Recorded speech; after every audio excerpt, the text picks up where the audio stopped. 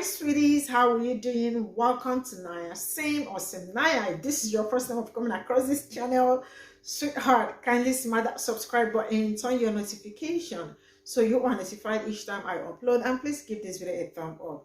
I appreciate you all so much, and I am saying a very big shout out to every one of you for all the love and support you all showing me here with. I am grateful, and you all are super sweet.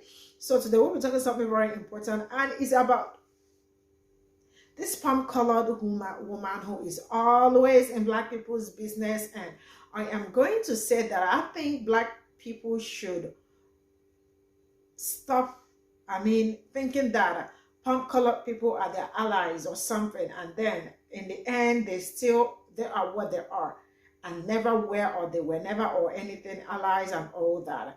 Brittany has always been, okay, she grew up in black community, raised by black people and the rest of it. And black people actually supported her so much. During TikTok days, like when it all started and all that, until, she started doing some distasteful things to black people. Black people actually called her out on it to tell her how they feel. No way. She kept continuing. She felt like proximity to blackness actually made her black, because she sometimes she really just want to be black so bad. And then what she does right now is, if she finds out that you are anti-black, she absolutely becomes your best friend. And you see, when you see some coons, those coons, black men that talk about say some certain things about black people, and she will go and duet their videos. The one that broke the camel's back was a video she made to a black lady, telling a black lady, why did you not go to fight with a white woman when she called you out? Like, a white woman called a black woman out to come to the boxing ring with her and all that. And immediately she made the video, and she found out that people she removed the video.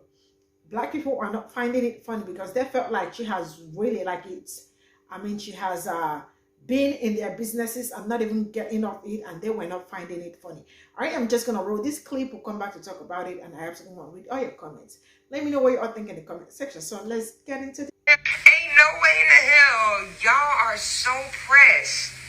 Yeah, I'm pressed like a panini, but I'm gonna tell you why. Now see, I hopped on this app during the pandemic like every other millennial, and this was one of the first content creators I saw.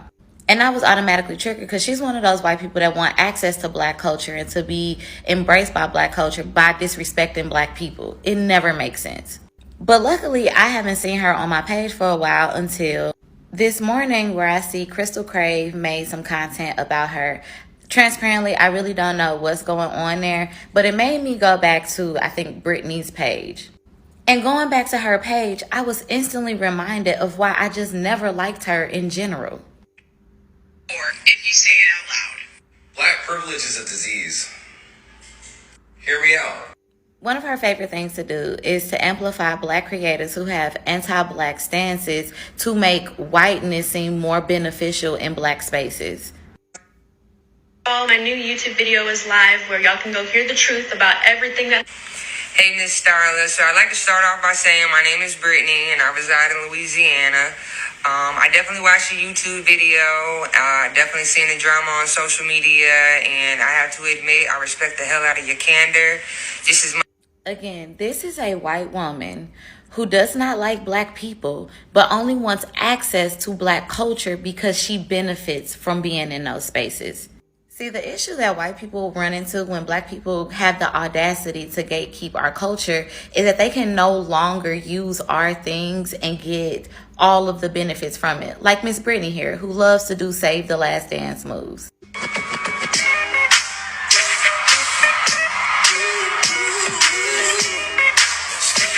Now, I do understand that she has black siblings and apparently grew up around blackness.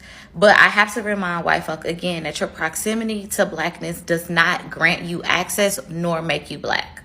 Being close to black people, being submersed in black culture does not grant you some access to entitlement to what black people can and cannot have a problem with white folks doing. Especially when that access and that desire for that access is all rooted in self-gain. You don't care about black people because you wouldn't constantly be posting content that is anti-black, especially from creators that aren't even of color. You simply want to benefit because whiteness cosplaying black people equals success for you all. But if black people are standing in the way of you being able to do that, then I'm sure you have a problem. And let me also remind you that that is in direct alignment of white supremacy. You are not a well-meaning white person. You do not care about black culture. You are a literal culture vulture. You want to benefit from your access and proximity to blackness.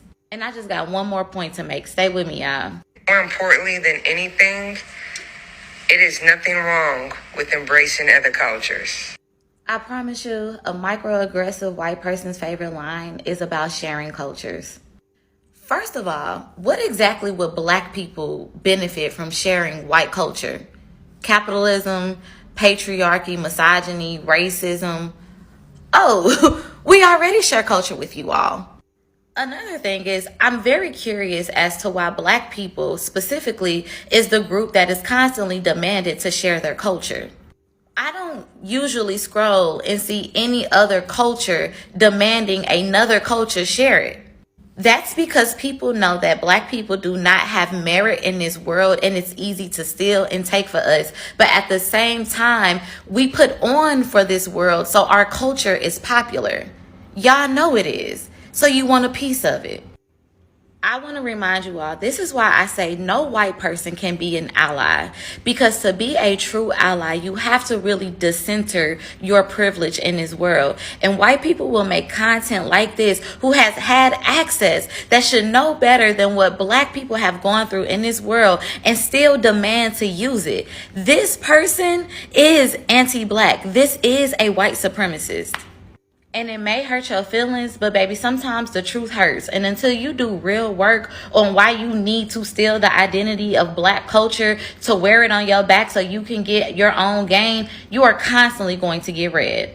Where was that energy at when she called you out to fight? Every time Brittany comes for a black woman and that black woman comes back at her, we get a strike for community guidelines violation. So now I know TikTok, you're still showing your racist ignorance. But aside from that, Brittany is constantly in black women's business. The moment a black woman and a white woman is going at it, here comes Brittany wanting to talk about how she has black in her or black in her family. But she's always constantly sticking up for the white woman in the situation, like with this Scarlett Stowaway situation. Brittany did not have to give Scarlett flowers and props and stuff, but at the same time trying to educate her on what black people say. But Brittany, didn't you have an apology video about black women and say how much you love us, but at the same time you turn around and you demean us, you talk shit about us, and you help other white women go in on us? Stay in the lane that pays you and is not ours. Where was that energy at when she called you out to fight? See, what y'all gotta realize is when y'all do things like this, it's a war cry virtually. All you're doing is calling black women and allies to come to the defense of Crystal or whichever black woman it is that y'all choose on that day at that time. See, as black women, you're not gonna come at us like us and not expect us to be us. Because we are what you're cosplaying. And that don't always mean we're going to get violent, because as black people, we have to figure out in this country how to pick our battles. But what you got to realize is some of us ain't got nothing to lose. And for allies, they know you cosplaying first. We give the confirmation. See, unlike you, most allies have gotten to a point where they at least understand and have empathy for the feelings that we're articulating. You don't. Brittany, why you took your video down? I see you, TikTok. I see you. You see it too. And that's why you said it. Look at the bottom of Crystal's video. The search is Brittany wants to be black.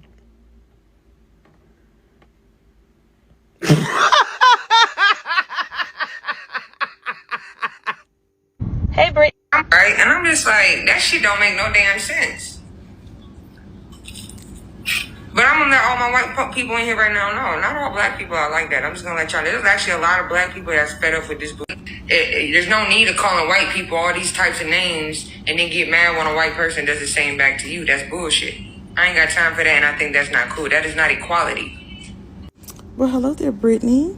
Why are you a YT person who is so desperate to be included in the black community that you got on the internet boo-hoo crying? If you are a part of our community, I cannot let that slide. So then what fucking community honestly, what community am I fucking a part of? The pain in your voice was heartbreaking. So much emotion even while you're being coddled. And you were whining and crying about this because you said that he was a black man who you considered your father, who took you in, and black people in the black community allowed you to be a guest there. So what made you turn completely on the community who invited you in when you had nowhere else to go? Your own words. You went from that to recording videos of you eating watermelon when someone told you that you were not black. You went from desperation at the realization that you weren't a part of the black community to making jokes about black people. Fried chicken jokes, any joke you could get your hand on. You constantly talk about black people when we're not even talking about you. How did you get so comfortable? But then it hit me. You were behaving like this the entire time, even when you were canoodling with the black people that are on this app. I believe you said something along the lines of move your light-skinned ass somewhere else to a light-skinned black person, and you were excused from saying that. I think you said colored at one point, excused from saying that. You give them an inch and they will take a mile. And y'all black people responses, confused at how she's turned out. Why are you shocked? Why did you ever have her on a pedestal in the first place? Anyway. Where was that energy at when she called you out to fight?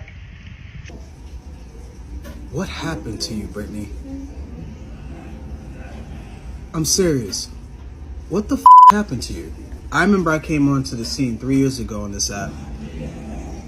And right around the time the Daddy's Girls Call blew up, I blew up too. So when I became an official large content creator on this app, Brittany Lockridge was actually one of the first people who I looked up to and basically was like a mentor to me. She used to help me out a lot back in the day. You know, when my pages used to get banned left and right, she used to have her peoples that she knew on TikTok help her brother out, this, that, and the third. And I never forgot it, and I still appreciate it to this day. So I want to know, why are you doing this? Because the Brittany I knew 3 years ago was not like this, bro. Or maybe the Brittany that I see now is who you've always been. Are you like this now because you made a mistake and you didn't like people calling you out for it and asking you to do better? You felt some type of way, so you felt like you had to go to the dark side and wear the black hat? And what I mean by that is, most of your supporters are black women and black men. And when you pissed them off and they held you accountable, you didn't like that. So now all of a sudden you have far-right views. Now you're caping for white women that wear box braids. That's not what you was doing 3 years ago, Brittany. I really hope one day, man, I really hope before they take this app away from all of us, I hope you really do see the light. I really do.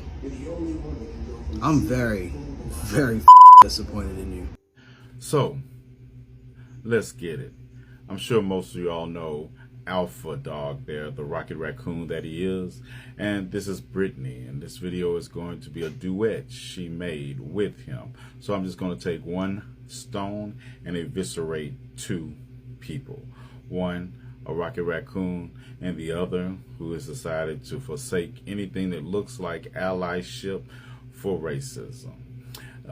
Notice the heading. Not gonna lie, I never looked at things in this light until he said this, and the he would be the Rocket Raccoon.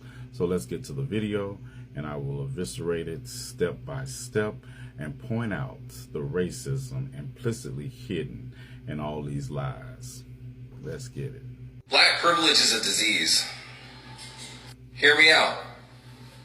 Talk about white privilege and how white people have so many advantages over others, but I don't see any white people getting any advantages. If the person's working hard, regardless of what color they are, they get what they want. Remember, you're the pilot of your own life, right? See, that is what happens when somebody with a pop-up book education depends on somebody with a Dr. Seuss reading level to define words. See, white privilege, by its very definition, is a set of social and economic advantages that white people have by virtue of their race in a culture characterized by racial inequality. By discussing the reality of white privilege, we're not negating or invalidating others' hardships that may come with individual circumstances. Rather, we tend to shed light on the reality that white people are granted rights, whether they are subtle or obvious, immunities and opportunities by their skin color, regardless of whether they ask for the privilege or not. Let's continue with this travesty. When I was in college, I got grants for just being black. My white friend didn't get any for being white. In fact, he had to pay out of pocket because he didn't qualify. Interesting.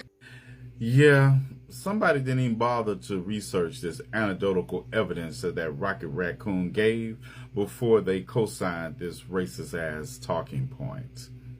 Let's get it. Let's literally take a closer look. Caucasian students get more than 75% of all institutional merit-based scholarships and grant funding, despite the fact that they represent less than 3/4 of the student population. Oh, you just want to talk about scholarships and not grants? If you take a look at the actual statistics, you will see that minority students actually win fewer scholarships than white students at four-year colleges. About 71.5% of white students receive scholarships, and minorities about 28.5%. See, I know you all probably can't process this because you all are so deep in those racist talking points you all are trying to make, but you do know this $124 trillion in assets controlled by white families in this country is not because they worked so hard for it. It's because it's built on the backs of the black and brown people who only control $8 trillion on this debt for black people and only about $5.5 trillion for Hispanic people. And everybody else combined, only $15.7 trillion. That's why your white roommate most likely had to pay, because another difference is that grants and scholarships don't have to be paid back, but loans do, which, low-income black households have to rely on to send their students to college, because so many of the scholarships are sucked up by people who control $124.5 trillion in this country's assets. Moving right along. Person goes into a store, gets caught, takes it, moves on. Black person gets caught stealing at a store. It's because I'm black. Now there's a case, and we got to figure out if there's discrimination. Yes, we have to determine if any racism was involved in the accusation of a crime, because you understand in the system that you're talking about, you're innocent till proven guilty, right? Yeah, sure you did. But your stories about crime, because you didn't do any empirical evidence or you didn't put up any stats to back up anything you said, are rife with misinformation and racism, and that's according to critics. You can go read the article for yourself. So knowing that, yes, we do have to look at race in a country where young children are gunned down by store owners accused of shoplifting, and no shoplifting is ever detected as they lay bleeding out on the ground. And Brittany, while you were hitting that move in the background like you had an aha epiphany moment, the rest of us, we're going to take a moment of silence in that same length of time for Cyrus here. May he rest in peace. Now, you all had more to say. Let's get to it. Police officer pulls over a white person. Asks for license and registration, they give it to him. Cop pulls over a black person asking for the same details. I gotta pull out my phone now. This cop's automatically racist. TikTok, do your thing. We need this cop fired. All cops are bad. Yep, back to research again. Research studied nearly 100 million traffic stops and found black motorists are more likely to be pulled over. So yeah, they have a right to know why they're being pulled over. And the safest way to ensure that their rights are protected is to pull out a camera. See, yeah, we have to record our interaction with the police because black motorists have long complained that American police officers tend to target them for traffic stop. A study by the Justice Department published in 2013 found that black drivers were 31% more likely to be pulled over than white ones.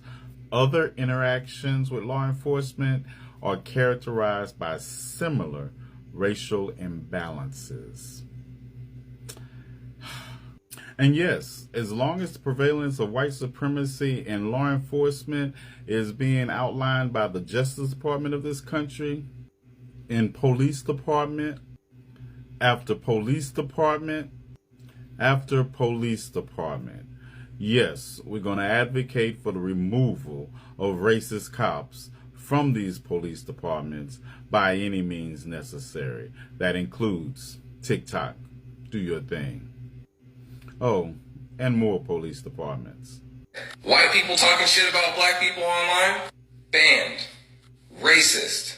Find their job, get them fired. Find their school, make sure they can never get an education again. And call their parents. Black people talking shit about white people online? Yas, sis, get them! Yas! Somehow TikTok just lets it stay up. Yeah, I think you hit that self-deluded shimmy of an aha moment dance a little too soon, because study after study has already shown us that TikTok is a hellscape for racism and white supremacy. Now, I don't know what delusional area of TikTok racist bigots, rocket raccoons reside in, but despite pledges to crack down on hatred, TikTok is still trafficking in short-form videos that promote white supremacy and anti-black racism, according to the study from the London-based Institute for Strategic Dialogue. Now, I challenge you to show me your studies to the contrary. See, here's the thing. TikTok has been protecting you all. And I meant you all. Moving right along. Girl wears braids. Everybody's up in arms. Cancel her. Black women wearing unnatural hairstyles and unnatural hair colors like blonde. I mean the blonde that doesn't even fit your color. You just look foolish. No backlash whatsoever.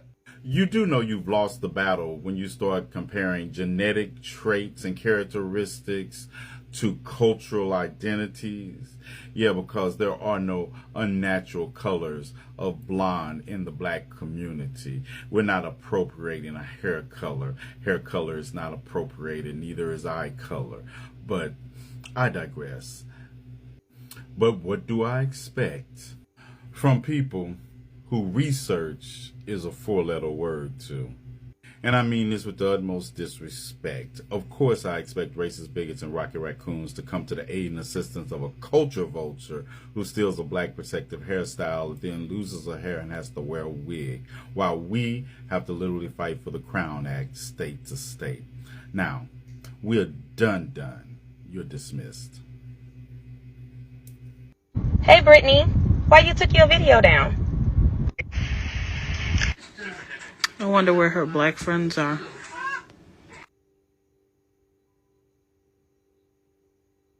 So this is all I got from this video. And first of all, I'm going to say that I really do not care about that woman, not even for a minute. I mean, what she does is she looks for people that are anti-black. I mean, she will go and support them, like give them all the support they need to fight back black people and all that.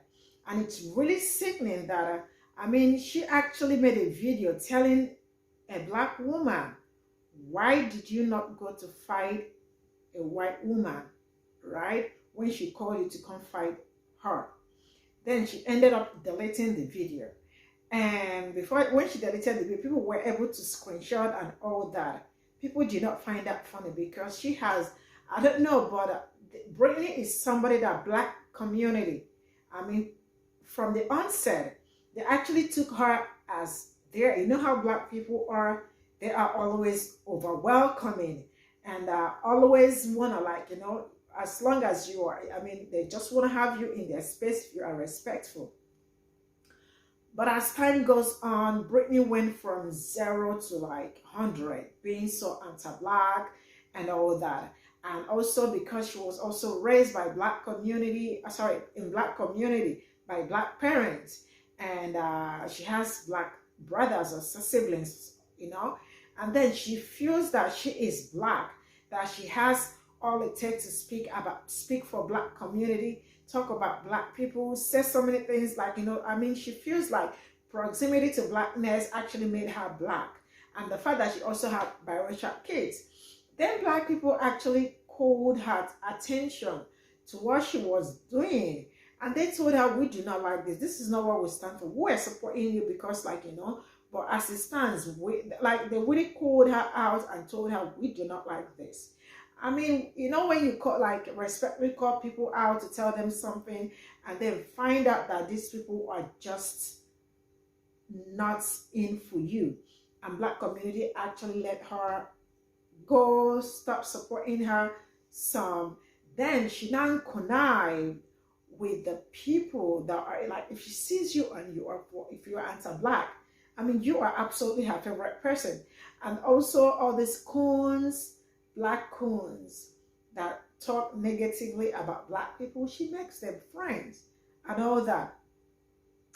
And it's really very disgusting, but then it is what it is. And I am also saying that enough of black people bringing people into their spaces and all that. I mean, keep them at length.